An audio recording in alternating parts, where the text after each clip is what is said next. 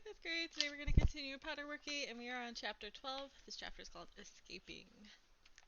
The yelling was coming from Wilt's mom and dad. They had rushed out of their house and could see us trying to take something from the maintenance shed. Trevor turned off the flashlight just as Wilt's dad came charging after us. "Who's out there? Wilt, is that you?" I pushed my bike as Trevor scooped up Harry. We shot toward the trees and tombstones, with Wilt's dad chasing after us, screaming, "Trespassers!"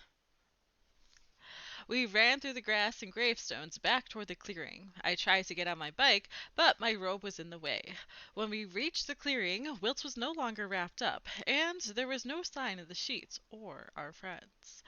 Trevor stopped to investigate. I yelled at him as I turned my head and shot my Nerf bow back behind us. "Wilt's gone! Keep running or we're dead!"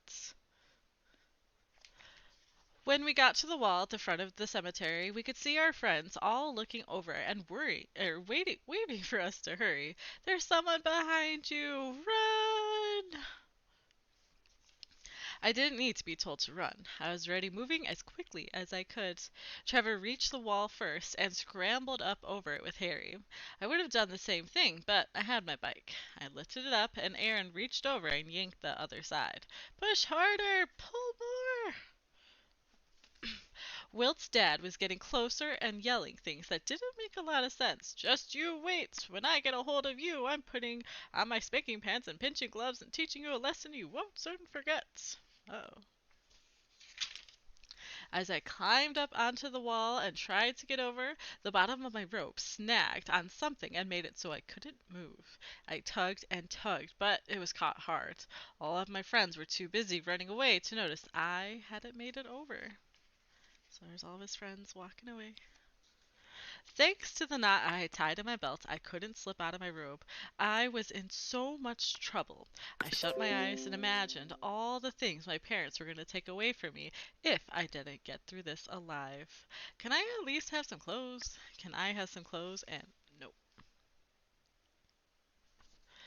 As I was imagining my awful fate, I felt Harry climb out of my backpack and crawl down my robe. I could hear tearing and chewing, and in a few seconds my robe ripped and I was free. Harry had chewed me loose. I pulled myself all the way up onto the wall and looked back. What I saw was pretty scary. What the?